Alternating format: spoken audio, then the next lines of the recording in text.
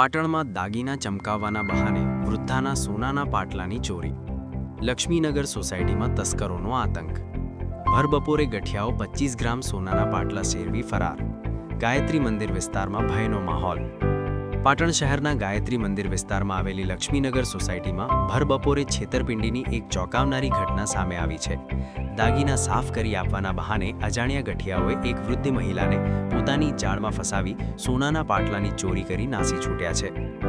લક્ષ્મીનગર સોસાયટીમાં રહેતા કાંતિભાઈ કાપડિયા અને તેમના પત્ની કાંતાબહેન બહારગામથી પરત ફર્યા હતા.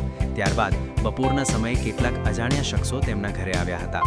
આ ગઠિયાઓએ કાંતાબહેનને તેમના હાથમાં પહેરેલા સોનાના પાટલા ચમકાવી એટલે કે સાફ કરી આપવાની લાલચ આપી હતી. વૃદ્ધ દંપતી ગઠિયાઓની વાતમાં આવી ગયું હતું. તકો જોઈ ગઠિયાઓએ યુક્તિપૂર્વક કાંતાબહેનના હાથમાંથી આશરે 25 ગ્રામ વજનના સોનાના પાટલા સેરવી લીધા હતા. દંપતી કંઈ જ સમજે તે પહેલાં જ આ શખ્સો ત્યાંથી પલાયન થઈ ગયા હતા.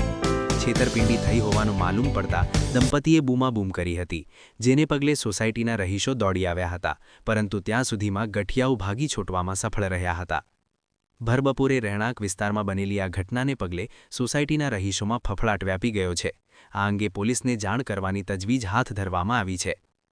નગરજનોને વિનંતી છે કે ઘરે આવીને દાગીના સાફ કરવાના કે ચમકાવવાના બહાને આવતા કોઈ પણ અજાણ્યા શખ્સો પર વિશ્વાસ ન કરવો અને આવી લાલચમાં આવી પોતાના કિંમતી ઘરેણાં જોખમમાં ના મૂકવા. શું બની હતી ઘટના? ભાઈ કચરો વાળતી હતી, પછી મને ઘરમાં અંદર બોલાવી નહીં કે ભાઈ મારા નહીં આવો, હું હાલ જ આવ્યું કીધું. અને મારે તો કોમ છે કે 1 મિનિટ આવો 1 મિનિટ આવો કે મારા તો કોમ છે, મહેમાન આવું પાછળ કીધું મારે આપવું જ નહીં કીધું. બસ કે બે તમે જો તમને સમજણ પાડું કીધું, મારે સમજણ નહીં પાડવી કીધું, મારે તું સમજેલી જ ચૂકી હતું તું. અને એમ કરીને પછી મારું બંગડી બહીને કરી કે જો આજ આવી રીતે ઉજળું થયો. મેં કીધું મારે કાઢવી નહીં રાહ દે નહીં, મારે ઉજળી કરી મારે ઉજળી જ છે. પછી કે તો બતાવું તમને ખ્યાલ આવો. મેં કીધું મારો ખ્યાલ લાવવો જ નહીં ભાઈ, મારે મને તો ખ્યાલ આવેલા જ છે કીધું.